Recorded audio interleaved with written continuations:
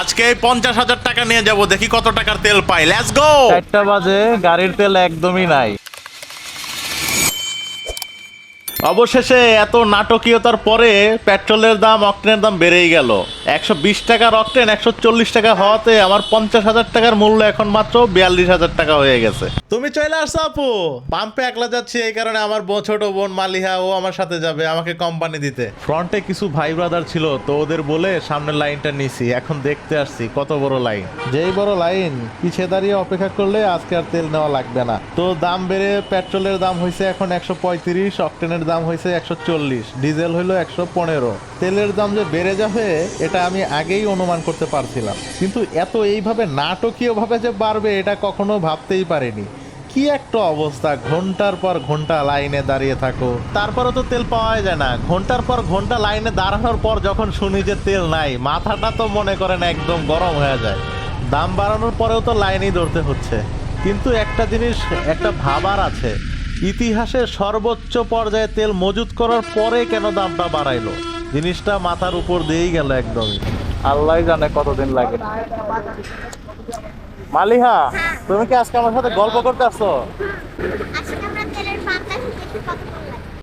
4টা বাজে, গাড়ির তেল একদমই নাই, একদম টিপ টিপ করতেছে। হাফ লিটার তেল আছে মনে হয়, দেখি কতক্ষণ লাগে তেল দিতে। দাদা, কে তুমি যাবো? জানো আমি টাইম পাস করার লাগে কিনে আসছি? কিনে যাবো? এই যে ক্লে। ক্লে নিয়ে আসছো? হুম অনেক টাইম লাগবে, আমরা টাইম পাস করি নাকি? হুম। ধন্যবাদ। এটা কি বানাও, একটা বাইক বানায়? হ্যাঁ? বানাও। এই যে আমার বাইক আপু। হয়ে গেছে? এই রেডি, হ্যাঁ। দাদা, আপু আমি একটা জিনিস বানাইছি। কি বানাইছো?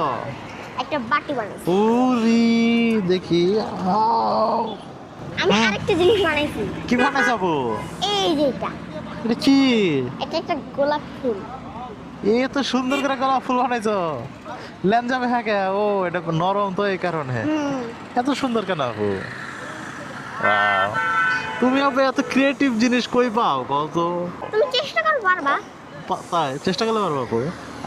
আচ্ছা, আর একটু চেষ্টা করি। আমি আরেকটা জিনিস বানাইছি। কি বানাইছো আপু? এই যে ঝালমুড়ি খাই না? ঠোঙ্গা? হুম। ওই ঝালমুড়ি তো নাই ভিতরে।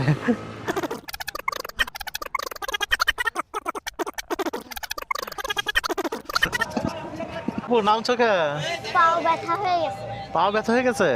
ওরে আল্লাহ, অনেকক্ষণ ধরে বসে আছে। হ্যাঁ? ও আল্লাহ, অবশেষে আইলো। হ্যাঁ, অনেকক্ষণ পর। দেখি আগায় যাই কি অবস্থা, তেল আনলোড দিতেছে নাকি, কতক্ষণ লাগবে একটু দেখে আসি। যাক, ভালোই হয়েছে আলহামদুলিল্লাহ, তেল অলরেডি আনলোড দেওয়া শুরু হয়ে গেছে। উনি বললো বেশিক্ষণ লাগবে না। এখানে অনেক বিশৃঙ্খলা তৈরি হয়, সব সময় উল্টা পথে আসে, গাড়ি নিয়ে উল্টা পথে তেল নিতে আসে, তো এই কারণে বাস দিয়ে এবার বাদ দিতেছে। দাদা, আমি এইটা বানাইছি। কি বানাইছো আপু? আংটি। ওয়াও, এটা তো সবাই পারে। সবাই তো পারবে, এটা ইজি। সবার সামনে আমরাই ছিলাম, কিন্তু পুলিশ ভাইরা বললো যে বাসের ওই পাশ দিয়ে নিতে হবে, নাইলে হবে না। তো গাড়ি ঘুরায় এখন ওই দিক দিয়ে যাইতেছি। একটা জিনিস খেয়াল করলাম, পুলিশ ভাইয়েরা আমার ক্যামেরা দেখে একটু বিরক্তই বোধ করলো, এরকম কিছু মনে হলো। ওনারা বিরক্ত কেন হয় আমি বুঝি না, এখানে তো অবৈধ কিছু করতেছে না, তাই না? এখানে বিরক্ত হওয়ার কিছুই নাই।